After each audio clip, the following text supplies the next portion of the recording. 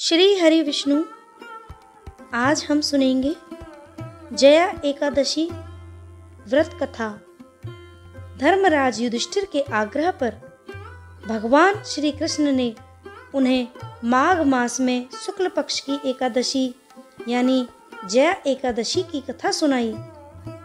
इससे पहले उन्होंने इस व्रत का महत्व समझाते हुए कहा था कि व्रत को करने से मनुष्य हर तरह के पापों से छूटकर मोक्ष को प्राप्त होता है। इसके प्रभाव से भूत, पिशाच आदि योनियों से उसकी मुक्ति हो जाती है।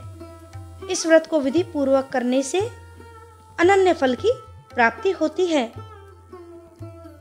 श्री भगवान विष्णु जया एकादशी की व्रत कथा सुनाते हुए कहते हैं, एक पौराणिक कथा के अनुसार चिरकाल में एक बार इंद्र की सभा में उत्सव चल रहा था। सभा में संत और देवी देवता उपस्थित थे। सभा में गायन और नृत्य कार्यक्रम चल रहा था। गंधर्व कन्याएं और गंधर्व नृत्य और गायन बेहद उत्साह के साथ कर रहे थे। इस दौरान नृत्य कर रही पुष्यवती नाम की एक गंधर्व कन्या की दृष्टि गंधर्व माल्यवान पर पड़ गई।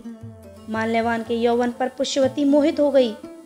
इससे वह सुध-बुध खो बैठी और अपनी लय ताल से भटक गई। वहीं माल्यवान भी सही तरीके से गायन नहीं कर पा रहा था। ऐसा देख सभा में उपस्थित सभी लोग क्रोधित हो उठे। यह दृश्य देख स्वर्ग नरेश इंद्र भी क्रोधित हुए और उन्होंने दोनों को स्वर्ग से बाहर कर दिया। साथ ही उनको यह श्राप दिया कि तुम दोनों को प्रेत योनि प्राप्त होगी। श्राप के असर से माल्यवान और पुष्यवती प्रेत योनि में चले गए। वहां जाकर उनको बहुत दुखों का सामना करना पड़ा। प्रेत योनि अत्यंत ही कष्टदायक थी। एक बार माघ महीने के शुक्ल पक्ष की जया एकादशी को माल्यवान और पुष्यवती ने अन्न का सेवन नहीं किया। दिन में एक बार फलाहार किया। इस दौरान दोनों ने जगत के पालनहार भगवान विष्णु का सुमिरन किया।